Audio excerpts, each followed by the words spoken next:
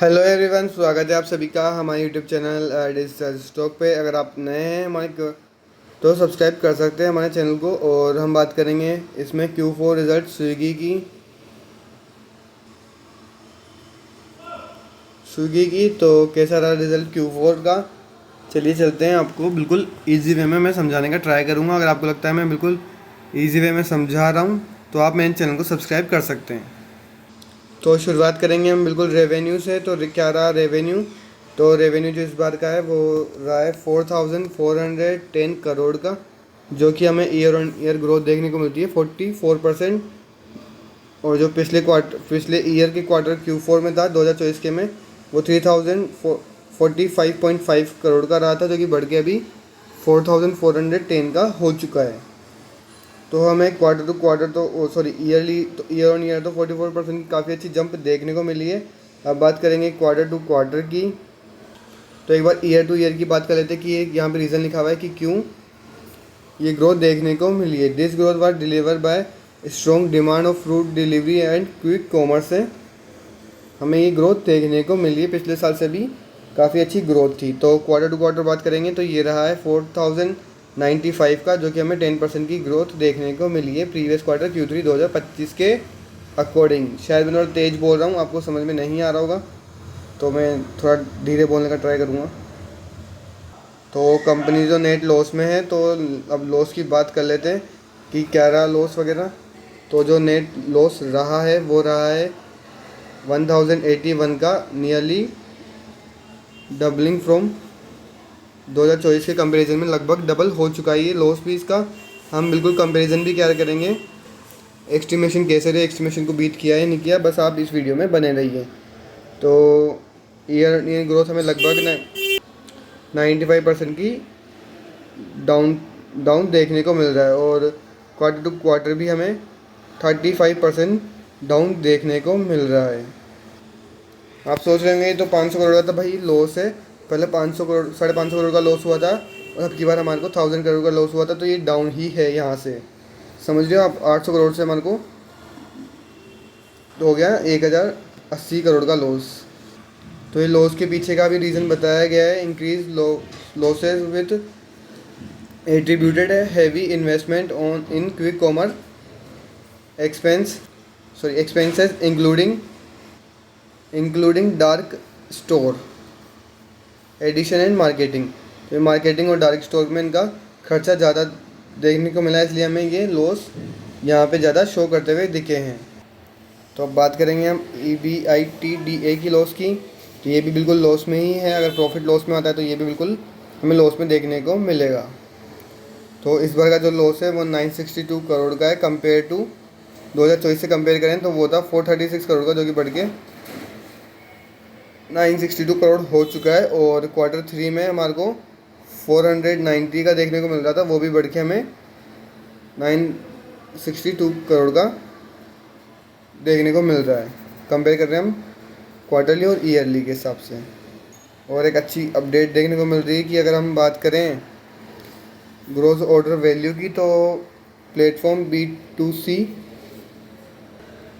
तो वो हमें 40% ग्रो होता हुआ देखने को मिल रहा है ईयर टू ईयर। वो रहा है 12,888 करोड़ का। और स्पेसिफिकली हमें ईयर ऑन ईयर 17% ग्रोथ देखने को मिली है, increase in food delivery GOV and gross order value में। ये ग्रोथ क्विक कॉमर्स की वजह से देखने को मिली है, वो जो स्विगी का फास्ट डिलीवर होता है उसकी वजह से।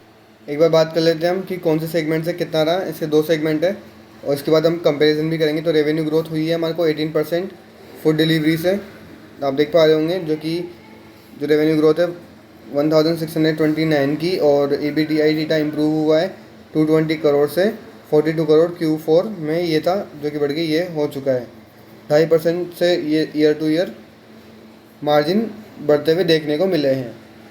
क्विक कॉमर की बात करेंगे तो revenue 58% year on year growth देखने को मिली, वो 2004 crore, reflecting on strong growth in the grocery delivery segment. आपको पता है ग्रोसरी वगैरह क्या होते हैं। तो ग्रोस ओवर वैल्यू की बात करें तो 95% इसमें हमें ईयर ऑन ईयर देखने को मिला है। But segment reported negative contribution margin, लगभग 5% का नेगेटिव मार्जिन देखने को मिला इस क्वार्टर।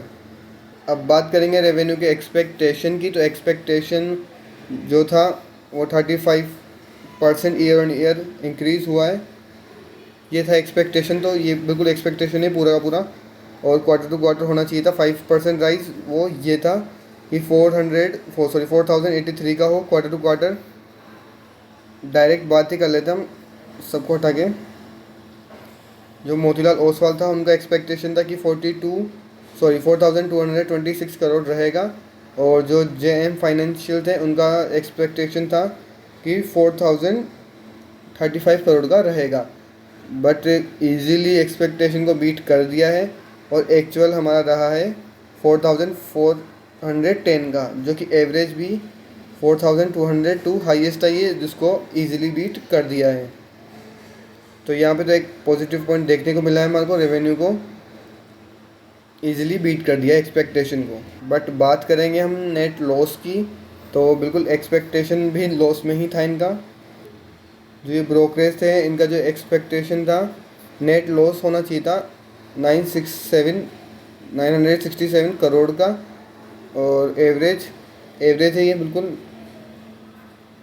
कंपेयर करें Q4 2024 से, तो ये था, इसका ये रहना चाहिए था एक्सपेक्टेशन।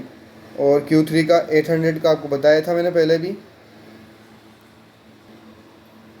जो कि JM फाइनेंशियल ने फोरकास्ट किया था 925 करोड़ का लॉस होगा। और मोतीलाल ओसवाल ने एस्टिमेट किया था लगभग 700 करोड़ का लॉस होगा।